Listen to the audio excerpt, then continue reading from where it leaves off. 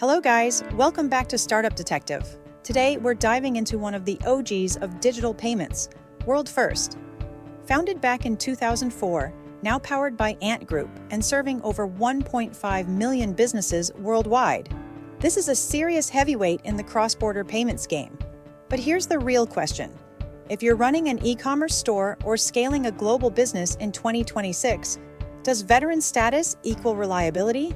Or are they starting to feel outdated compared to the slick, modern fintech challengers? Because let's be honest, local banks are still out here eating into your margins with bad exchange rates and sneaky transfer fees. That's why platforms like WorldFirst exist. But are they still the best option, or has the competition caught up? Stick around, because we're breaking down whether WorldFirst is still the trusted partner for cross-border businesses, or if it's time to look elsewhere. Let's talk about their bread and butter, the World account. WorldFirst is built aggressively for online sellers. Unlike general business accounts, they let you open local receiving bank accounts in over 20 major currencies for free. That means if you're selling on Amazon US, TikTok Shop, or Shopee, you can plug in these local details and collect your payouts like a local.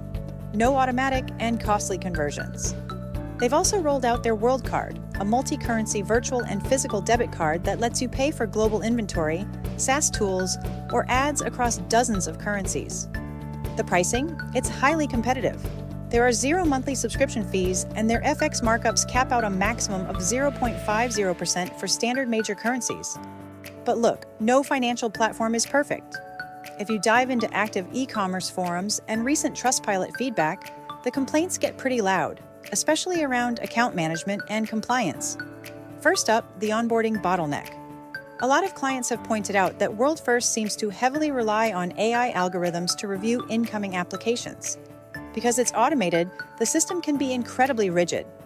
If your business model doesn't fit perfectly into their standard box, your application gets flagged, leading to a frustrating, drawn-out sign-up process. But the biggest red flags from users revolve around capital velocity.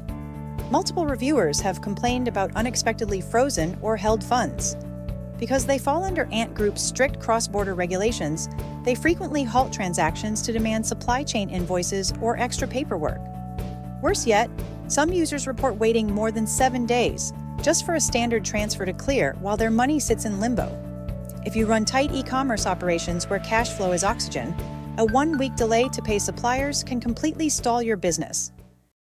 If you are a large, established e-commerce seller with highly predictable transaction patterns, the 0 monthly fee and massive currency network will save you a fortune.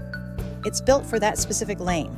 But if you are a fast-moving startup, agency, or business where cash flow flexibility is critical, the rigid AI onboarding and the risk of 7-day transfer delay mean you're likely better off looking at modern alternatives.